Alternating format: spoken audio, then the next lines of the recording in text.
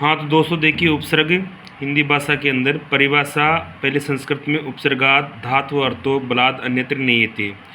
आहार प्रहार संहार विहार परिहारवत अर्थात वे शब्दांश यानी शब्दों के अंश यानी टुकड़े जो किसी शब्द से पूर्व में लगकर नए शब्द का निर्माण करते हैं तथा नए अर्थ का बोध कराते हैं, उन्हें उपसर्ग कहते हैं या कहलाते हैं, वो उपसर्ग कहलाते हैं।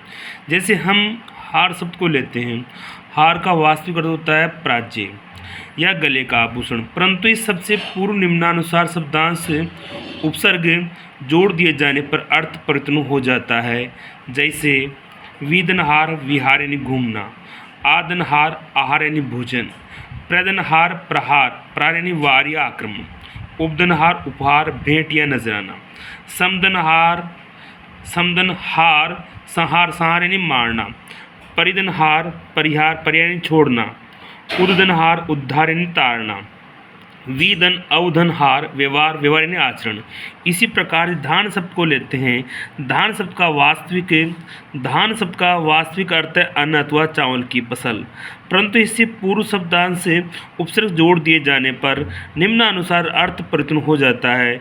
जैसे परिधान धान परिधान यानी पहनावा या वस्त्र, उपधन धान उपधान यानी तकिया, अभिधन यानी ढक्कन, विधन धान विधान यानी कानून, समधन विधन धान संविधान सम्यक कानून यानी अच्छा कानून।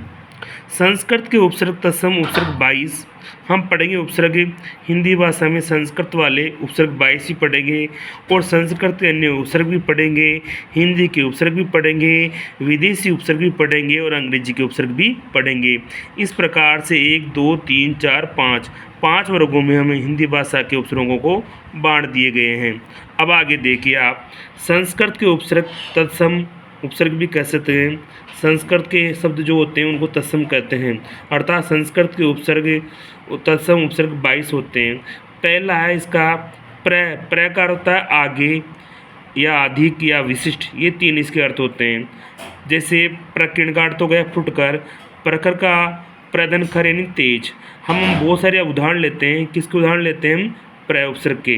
तो देखिए आगे और देखते हैं हम प्र उपसर्ग के उदाहरण इसी प्रकार से। तो यहाँ देखिए आप प्र उपसर्ग के अन्य उदाहरण हैं। तो प्र उपसर्ग के अन्य उदाहरणों में जैसे बिना संधि किए हुए ज्यों के त्यों शब्द लेते हैं। पहले हम बिना संधि किए हुए ज्यों के त्यों शब्द। प्रकृति पहला है, प्रकोप है, प्रक्रम, प्रखर, प्रगति, प्रगाढ़, प्रगीत, प्रचार, प्रचुर, प्रताप, प्रदान, प्रपंच, प्रपौत्र, प्रबंध, प्रबल, प्रबुद्ध, प्रभाव, प्रभु, प्रधन भू उत्पन्न होना, प्रमाद, प्रमुख, प्रमेय, प्रयास, प्रदन्यास, यत्न, प्रयोग, प्रलय। फिर इसी प्रकार से आगे चलिए।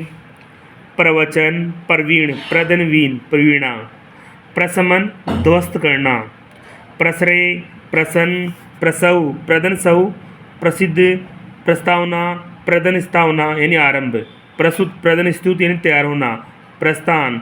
इसी प्रकार से प्रसन, प्रदन, हसन। अब चलते हैं इस प्र उपसर्ग से निर्माण किस प्रकार संधि के रूप से होता है। तो देखिए, दीर्घ संधि होने पर प्रार्थी, प्रदनार्थी यानी इच्छुक प्रार्थी, प्राचार्य, प्रदन आदनचार्य, प्रदन आधनचार्य प्राचार्य, प्राध्यापक, प्रदन अधिधन आ, लास्ट में आ उपसर्ग है, प्रदन अधिधन आ, धन पक प्राध्यापक, प्राप्त, प्रदन आप्त, प्रारब्ध, प्रदन आधन रब्ध, पूर्व जन्म के कर्म। फिर गुण संधि के होने पर प्रेषक हो गया प्रदन ईसक, प्रेषण, प्रदन ईषण, प्रोज्वल, प्रदन उद जनज्वल, प्रोत्साहन, प्रदन उद्धन सह, प्रदन उद्धन साहन प्रोत्साहन। इसी प्रकार से प्रणोत, प्रदन उद्धन नत प्रणोत। व्यंजन संधि होने पर प्रछन, प्रधन छन, परिणीत, प्रधन नति। फिर इसी प्रकार परिणयन, प्रधन नयन, परिणीत, प्रधन नीत, प्रमाण, प्रधन मान, प्रत्यय के प्रभाव से वृद्धि की संधि के रूप। तो देखिए, प्रत्यय के प्रभाव से प्राकृतिक, प्रधन कृति, धन इक प्राकृतिक, प्राचार्य, प्रधन आदन चार धनये प्राचार्य, प्रादेशिक प्राधान्य प्रधन धान धनये प्राधान्य, प्राबल्य प्रधन बल धन ये प्रत्यय, तो क्या हो गया प्राबल्य हो गया। प्रामाणिक प्रधन मान धन एक प्रामाणिक हो गया।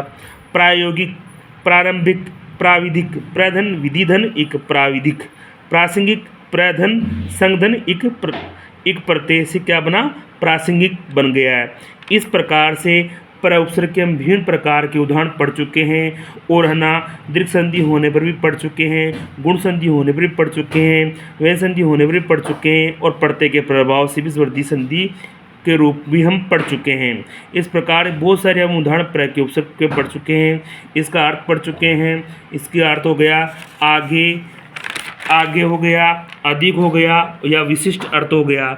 इस प्रकार से उपसर्ग की परिभाषा मैंने आपको बता दी है। उपसर्ग की परिभाषा बताने के उपरांत मैंने आपको पूरा इसका डिटेल मैंने आपको बता दिया है। धन्यवाद।